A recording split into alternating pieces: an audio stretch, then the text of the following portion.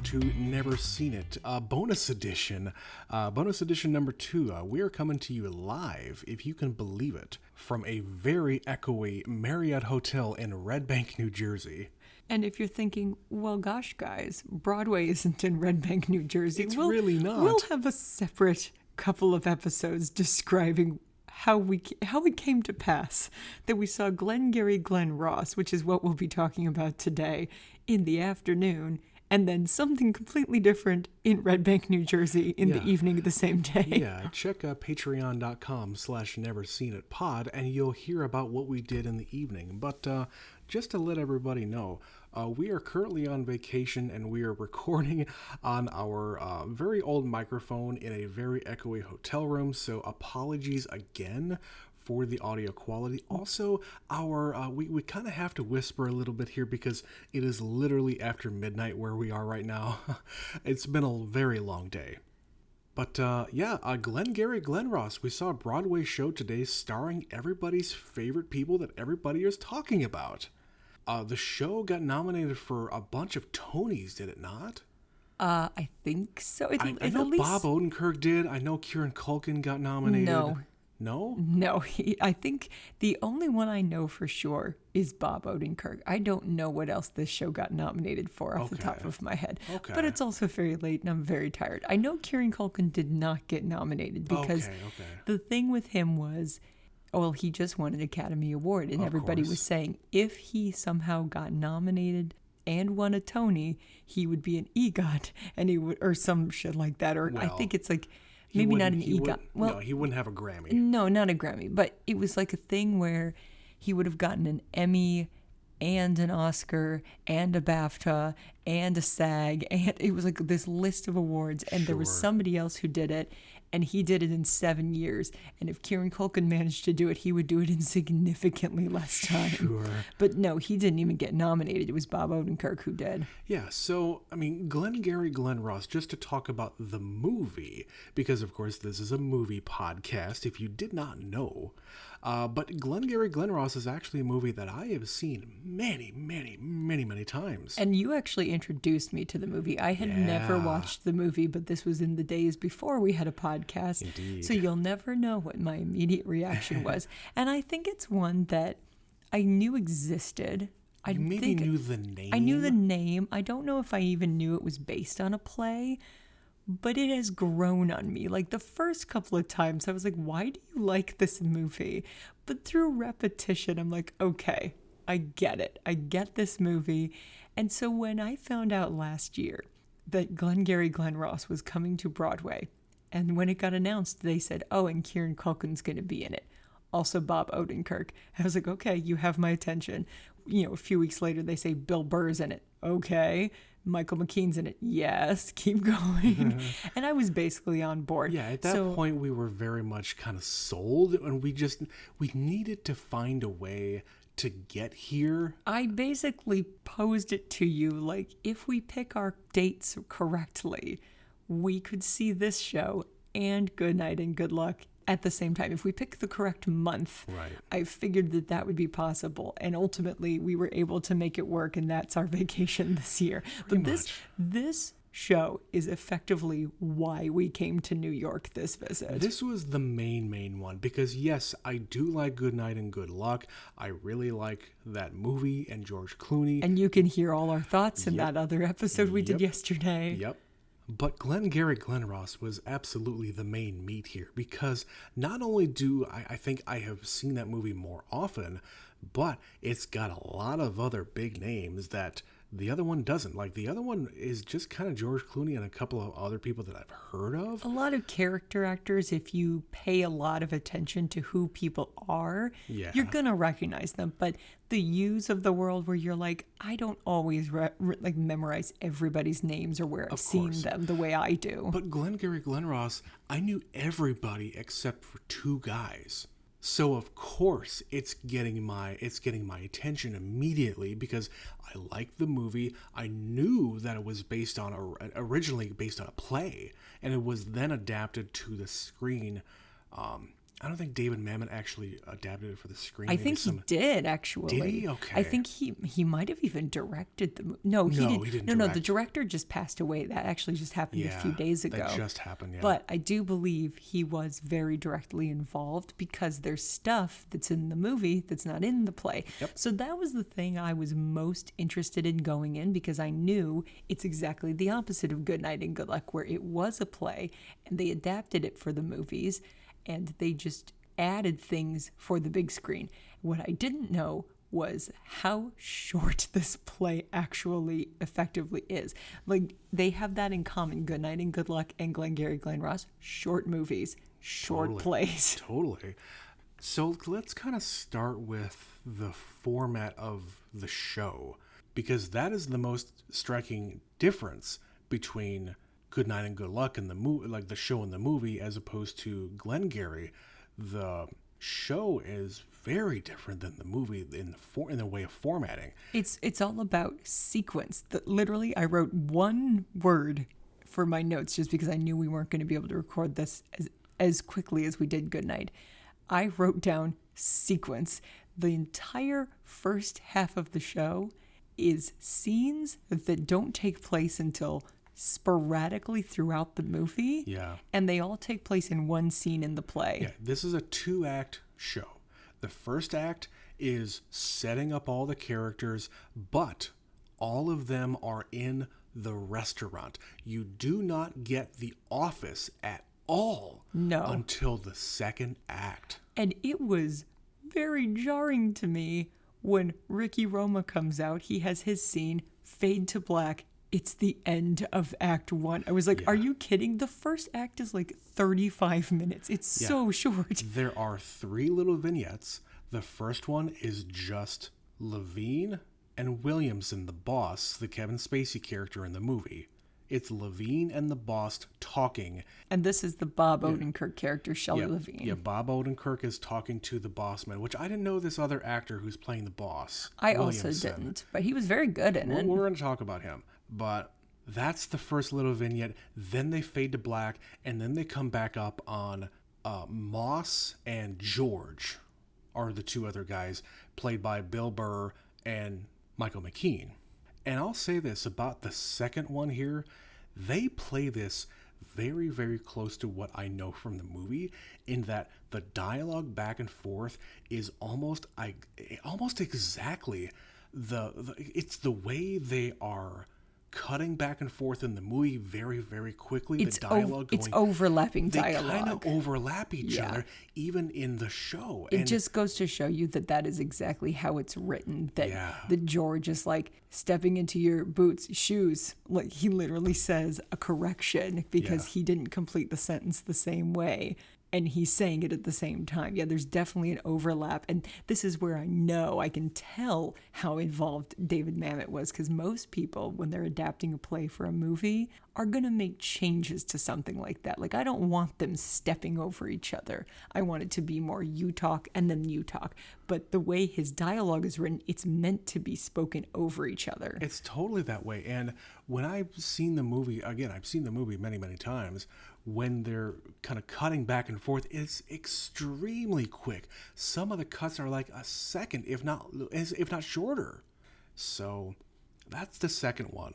The third one involves Ricky Roma. And if you've seen the movie, Ricky isn't actually introduced until almost halfway into the movie. They talk about him, but you don't meet him. Yeah, that's the Al Pacino character. But he is in the restaurant just laying the sales pitch on this unwilling and unknowing customer. Doesn't even know that Al Pacino's trying to sell him anything. But the entire third section here of the first act is 2 people. It is Ricky Roma and the customer, but sitting in different restaurant booths. He's basically striking up a conversation and then eventually gets to the pitch, like any good salesman should do. Like, literally, Kieran Culkin is sitting kind of backwards, talking at the guy in the other booth. Over his shoulder, and just having this entire conversation as far away as you could possibly get from him in the other booth. And again, I don't know this other actor either, but in the movie, this was the guy played by Jonathan Pryce. But basically, as soon as he gets into this sales pitch, much like in the movie, he gets to the point where he says, okay, I'm going to tell you about this land. This is what this is, and blah, blah, blah. I don't know if this means anything to you. I don't know what anything means anymore. Yeah. Which I will say, a lot of the dialogue here is pretty much all the same. It is like verbatim from the movie. That is because it was very much based on the play, and he Indeed. just added to it. Yeah. The thing that was interesting to me is how every single person in this play was able to say that dialogue in a completely different way than I'm used to hearing. Like Yes. in the program, it literally says when they approached Kieran Culkin about this, he had not seen the movie, he had not read the play, he didn't know this show at all. And so he had a completely fresh approach to how he wanted to do it. Definitely. And he is so much younger and, very Kieran Culkin-ish than, the way that Al Pacino does it, which is very angry. And, I'm a hardened, sales guy. He's very slick and mean versus Kieran, which is more charming and smooth. He's very Al Pacino-like. But he's not. He's different Al Pacino. Not in the way Al Pacino is in the movie. I guess. Meaning Al Pacino is very Al Pacino-like in the movie. Okay, Al Pacino is, That's yes. what I'm saying, not Kieran. No, Kieran is not. The thing I wanted to say about Kieran is that I feel like the way he kind of delivered his dialogue was really, really helpful to the audience, I think, because the Al Pacino character, the way he is delivering some of his lines, yeah, it's iconic for the movie, but it doesn't help get it across to the audience what he's talking about. His emphasis is different. If you are not in sales, you don't know the gimmicks that he is trying to do in this movie. And you've explained to me, oh yeah, I've worked with customers where I'm trying to stall for time, and this is a tactic that people do, where you just repeat things over and over. Or you say things in a different way. Or you rephrase it. You rephrase something in the exact same way that you just said it. Just to try to buy time. Or just to see if they buy this version of what you're trying to sell. And he does it in such a charming, smooth way. Yeah. But yes, it gives more clarity to the storytelling. And I think that's all Kieran, like you said, having a fresh perspective on the piece. He has no preconceived notions about what it has to be. Right. Because the movie itself is a little confusing at times. The first time you watch it, you don't know what the fuck this is all about. Which is why I had that feeling about that movie. I was like, what is this and why do you like this? You kind of have to watch that movie like 2 or 3 times. But the more you watch it, I think the more you like it. I know you did. Absolutely. And that really helped me enjoy this play because I knew the dialogue, I knew the characters, but also I could still enjoy watching people's interpretations of it. I didn't get so hung up on, well, only Jack Lemmon can play Shelley Levine. Hell no, Bob Odenkirk. Oh hell no, he was fucking born to play this. Was absolutely fantastic because he's tapping into the I'm hitting my low and I'm really desperate. Yeah. He's tapping into that energy a lot more than Jack Lemmon does. Jack Lemmon plays it softer and more like old school, kind of tired old salesman. Because his generation was, like the actual Jack Lemmon generation, was these old guys. But obviously this play is set in the early 90s or like late 80s in real time. So Bob Odenkirk, I mean, not really being around as a working adult back then, he has to tap into something completely different than Jack Lemmon could. So I think he's playing it up a little bigger than Jack Lemmon ever did. Yes. And not so comedically like Jack Lemmon did. But there are times he was very, very funny, though. Yeah. He was doing comedy. He did a lot of things in this show where he is desperate and begging and groveling, but then doing that thing where like, fuck you, I don't need you. No, just kidding, I do, please help me. Right. And just a little bit more manic in his desperation. And Yeah, every manic once is a in a good word while, for it. he throws in, he's got these concerns about his daughter. We don't go into what's going on with his daughter. We just know something's wrong. The movie fleshes out so much more with the Levine character that you don't get in the show. But I don't think it's necessary.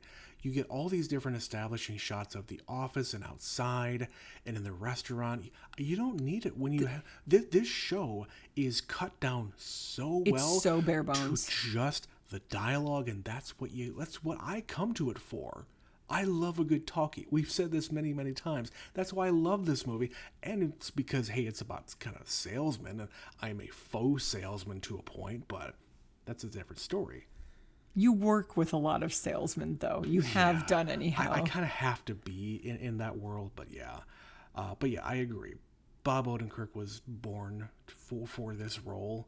I at least take a stab at it because he does have that kind of desperate, manic energy that you need for a role like this. Because he's just a really, really good actor. I mean, speaking of good actors, I want to talk about the Williamson actor. Again, I don't know his name, but the guy who plays the Kevin Spacey character, the boss man in The Office, he was fantastic. Because again, I will freely admit that I really, really liked Kevin Spacey as an actor. Pre all of this other shit that he was being accused of. Whatever. He was my favorite actor forever. He even has a very small role in that movie, and he's not very good in that movie. It's also before he broke out as an actor. Right. He's sort of just there amongst this sea of really phenomenal actors. So again, you have this young actor who maybe he saw the movie, maybe he didn't, I don't care. But he took this other character here and made it his own. He doesn't have the really strange delivery of go to lunch. Will you go to lunch?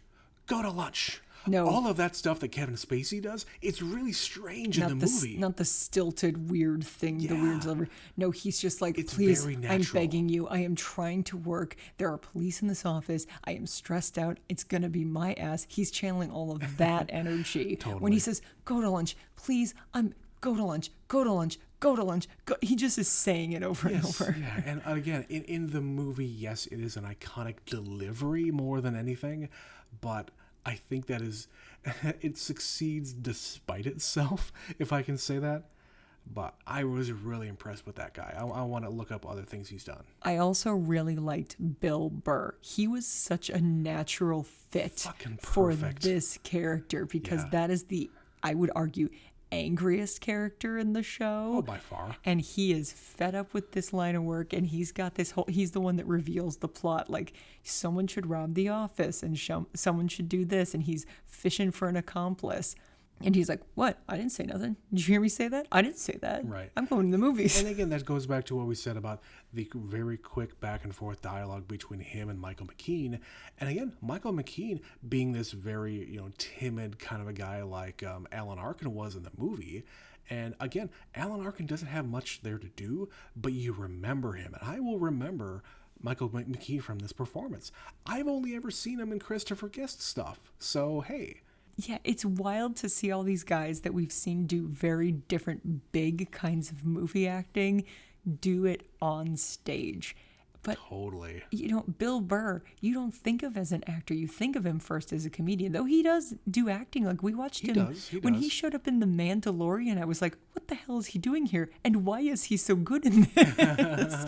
Same thing. What the hell is he doing in Glengarry Glen Ross on Broadway? And why is he so good in this? He's really good in it. But you know what? He knows how to be big and have a presence about him on stage because he is a comedian. He's a stand-up comedian. He has to command that stage. When his last scene ended, when everybody knows who's seen the play, this is the last time we're seeing this character, he slams the door and everybody applauded. Yeah. It didn't happen a lot in the show, but he got a big moment and then he peaced out. There were like 3 different applause breaks maybe for all of the scenes, and he got one of them. One of the other things I wanted to mention was the thing about watching this movie. It is funny when you watch the movie, but as you said, the movie's a little bit more challenging. And the things that I was noticing today in the show was the stuff that I usually find funny, I found really funny Yeah. when you put it in front of an audience, because it goes from being you and me mildly giggling at whatever is happening to like a huge guffaw that is like being milked because it's Bob Odenkirk, who knows how to do comedy as well as drama. Sure. And that was just adding it to the experience, like exponentially. And there's one other thing here I wanted to mention. It happens at the end of the movie, and I'm not trying to spoil anything, but there's an interaction here between the big revelation has happened, okay? And there's an interaction between the cop in the office and him taking Shelley back into the office. But he is physically grabbing him. And in the movie, that never happens. But Ricky is saying, hey, don't do that. That's the machine. Don't you unhand him, or whatever you want to say. There's some dialogue here where it doesn't really make sense all that much in the movie, but in the show, it's a lot better. Because they add the physicality that the movie is missing. Yeah. So, I don't know, Betsy, did you have anything else? I love this fucking movie and this show. I think the really jarring thing was the realization of how the show is laid out. Fine. The sequence of the movie versus the show. Okay. And there's different literally 2 sets. Right. That was just really surprising. And the fact that it's 3 scenes, 35 minutes tops. Yeah. Intermission. Like, we had barely started. I figured this would be like straight through, or it would be like, later in the show. Nope. It's just a clean cut. This restaurant, this office. Yeah. Done. Or they would hop between like smaller versions of the office or the restaurant or some of the other settings from the movie. But no, it's so clean. It's a very simple show that is so eloquently written, and it's still relevant now. Like we said it when we watched Good Night and Good Luck. Why this show? Why now? Why are we doing this? And Glengarry, it's just a phenomenally written show. And it does have themes, elements that are just kind of eternal. Like salesmen come and go all the time, but they still exist in some form or another. Everybody knows that salesmen have quotas that they have to hit every single month, and if they don't, then they're in trouble. Well, this is just one example of that thing. And we also live in a very specific world where the bosses don't know what you do and they don't care what you do, and they just have their own goals and their own rules that you have to follow, and you have to figure it out or you're going to get fired. Those are kind of universal things, and it's just one of these shows that they bring back around probably every like 15 or so years, because there's always a new generation of guys that can deliver this dialogue in such a flawless way, and they're so perfectly cast. Liev Schreiber was in the last version of this. I think he played Ricky Roma, and he won a Tony for it. Oh shit, okay. Yeah, so I think that's why everybody's kind of surprised that it's not Kieran Culkin, it's Bob Odenkirk. But when you put the two of them next to each other, they're both doing a great job, but I could not stop like being obsessed every time Bob Odenkirk showed up on that stage. Totally. It is one of my absolute favorite movies. And again, I mean, we kind of came here and we chose to take our vacation to New York, partially due to the fact that this show existed. But everything that we've seen in addition to that is just, a cherry on top of this fantastic show. And not to take anything away from Good Night and Good Luck, but this is really what I'm here for. So with that, I think we're going to stop this. We need to go to bed because it's very late, and we need to get up tomorrow to take a trip elsewhere in New York. So again, this is just a bonus we're throwing out to you guys. This is not about a movie, of course. This is about a Broadway show. Movie adjacent thing. We're putting it up on the free feed. Of course, we have a lot more content over on Patreon, including eventually, I have no idea when this is going up or this other thing I'm going to say is going up, but we're going to put up a travel log of our adventures in New York and New Jersey and everywhere else we have been, coming eventually. So with that, I'm going to say good night. Thank you again for listening. And we'll see you next time. Bye, everybody.